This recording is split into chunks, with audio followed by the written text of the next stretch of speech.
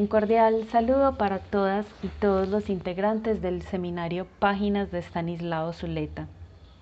De parte del equipo de coordinadores queremos agradecerles su interés y su participación durante esta tercera semana de trabajo en la cual continuamos abordando el primer capítulo del libro Arte y Filosofía de Estanislao Zuleta, Grecia, la doctrina de la demostración y la tragedia. Ya en trabajos anteriores habíamos señalado que la ciencia, la filosofía y la tragedia son elementos que se desarrollaron en la antigua Grecia como consecuencia de unas particularidades que revistieron de libertad a dicha sociedad. De un lado está la vida religiosa en la que los textos de carácter sagrado se encontraban ausentes y en cambio la religión fue relatada por sus poetas. Una religión además que no reprimía ni el pensamiento ni la sexualidad y cuyos dioses eran poco moralizadores. De otro lado, tenemos que en el seno de la cultura griega confluyeron numerosas doctrinas que pese a ser opuestas no buscaron eliminarse apelando a verdades absolutas o autoritarias, sino que emprendieron la búsqueda de la verdad a partir de la demostración y la lógica. Ante la ausencia del abrigo de una verdad incuestionable, el camino fue el del desarrollo del pensamiento.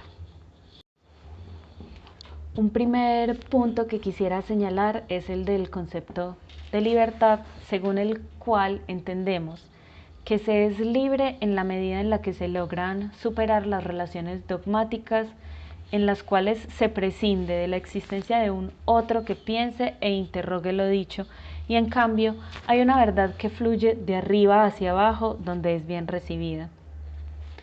A diferencia de lo que ocurría en el pueblo griego, en nuestra sociedad prosperan los pensamientos dogmáticos. Así, por ejemplo, en la institución religiosa se establecen unas relaciones de comunicación unidireccionales, donde los valores y las ideas son entregados y recibidos. A ninguno de nosotros se nos ocurriría, por ejemplo, levantar la mano en medio de una celebración litúrgica para expresar nuestras ideas. Sin embargo, el problema se complejiza cuando nos percatamos de la existencia de las relaciones dogmáticas, incluso en los procesos emancipatorios que abogan por la libertad, lo que nos ha llevado en múltiples ocasiones a regímenes totalitarios y a sustentar la validez de un enunciado, más en la persona que lo emite que en el mensaje mismo. En general, estas ideas dogmáticas se asientan y llegan a una sociedad que tiene la necesidad de un tutor que la libre de la tarea de pensar y que la guíe por un camino seguro lleno de certezas. Una sociedad que carece en gran medida de una sensibilidad dotada de herramientas y de disposición para el pensamiento crítico. Si en el pueblo griego se dieron condiciones de libertad que abonaron el terreno para el surgimiento de la ciencia y la filosofía, en nuestra sociedad, en cambio, es labor de cada persona salir de esas certezas absolutas para poder encarnar la búsqueda de un pensamiento que sirva como eje rector de la vida y la dote de sentido al mismo tiempo. En este punto podemos retomar los planteamientos de Kant, quien se refiere a la Ilustración como un proyecto que apunta a la autonomía teniendo como eje la crítica. Así, lo deseable sería que cada uno de nosotros haga uso de su capacidad de pensar para hacerse cargo de sí mismo. Esta es la salida del ser humano de la minoría de edad.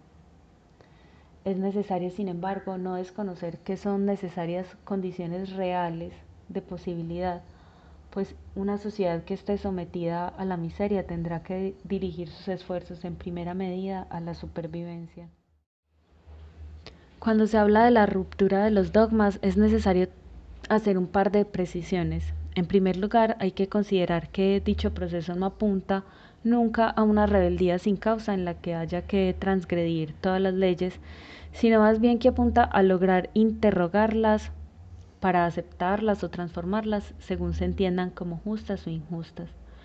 Y en segundo lugar, hay que evitar la caída en un escepticismo absoluto donde la verdad sea algo que deja de existir en la medida en la que hay tantas verdades como sujetos, lo que al mismo tiempo acarrea el riesgo de generar y validar cualquier forma de opinión que en ocasiones se da de manera gratuita y descuidada.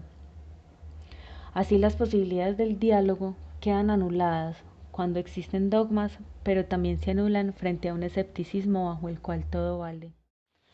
Un segundo punto a tratar está relacionado con el tema de la demostración y la lógica.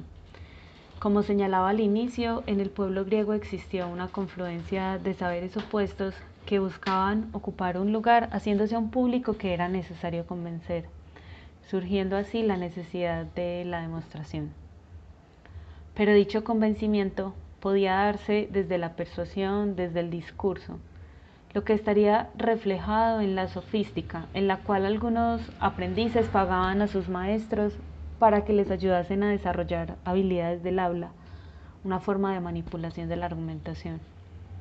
En este caso nos encontramos con una situación que podría tener en principio la forma de un diálogo, pero que carece de los elementos para ser considerado como tal, pues un diálogo real implica una reconfiguración de las relaciones en la cual las estructuras verticales en las que se procura dominar y vencer se transforman en relaciones horizontales en las que prima el sentido de la libertad tan necesario para ejercer la argumentación, pues como bien dice Zuleta, solo se intenta demostrar a aquel que es concebido como un igual. El reconocimiento excluye la dominación, pues a los que se nos imponen no los reconocemos, los tememos, y a los inferiores no se les demuestra, se les ordena. Algunos de los rasgos característicos de la sociedad y la experiencia vital en la que nos encontramos se relacionan directamente con los postulados expuestos en las páginas que hemos venido trabajando. Hoy contamos con una abundancia de información frente a la que se alzan cada vez con más potencia la ausencia del pensamiento crítico y propio. ¿Quiénes somos dentro de la sociedad que habitamos y cuáles son nuestras posibilidades? Son preguntas fundamentales para encarar la existencia individual y colectiva. Sin embargo, nos hallamos una sociedad en la que cada vez más las personas dedican su tiempo a conseguir medios para subsistir, quedando a merced de los discursos de quienes han usado la palabra y los medios de comunicación como un mecanismo de dominación. El orden de los capítulos de arte y filosofía no es gratuito. Algunos de ustedes señalaron una relación entre los planteamientos de las páginas que abordamos esta semana y los propósitos de la escuela. Y es que ambos se encuentran concebidos como una invitación a la búsqueda. Lo que está haciendo Zuleta en estas primeras páginas es introducirnos y darnos pistas sobre lo que implica enfrentarse al conocimiento transformador y cómo estos criterios podrán hacerse extensibles no solo a una conversación con otra persona de carne y hueso, sino a una conversación con un otro que toma la forma de una obra literaria, artística o filosófica. Tenemos pues que el pensamiento es una condición de la libertad en tanto nos aleja de posturas dogmáticas. Es una condición del sentido de la vida en tanto nos abre las posibilidades para hacernos cargo de nuestra propia existencia y al mismo tiempo nos permite reconfigurar las relaciones que establecemos con el otro en tanto nos posicionamos desde la igualdad, que no anula la diferencia ni la individualidad de cada ser.